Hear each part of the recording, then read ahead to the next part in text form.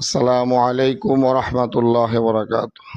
সম্মানিত ভিউয়ার্স, দেশি প্রবাসী, আপনারা যারা এই আমদানি মুন্সি ফাউন্ডেশনের ডোনার এবং হিতাকাঙ্ক্ষী দেশি বিদেশি থেকে সহযোগিতা করছেন, আপনাদের হাঁটি হাঁটি পায়ে করে আমরা এই অফিস নিয়েছি।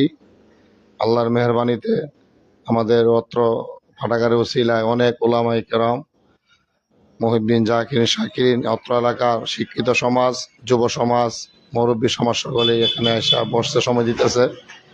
আমি এটাই আপনাদের কাছে দোয়া চাই, আল্লাহ যেন পাঠাগারকে কবুল করেন।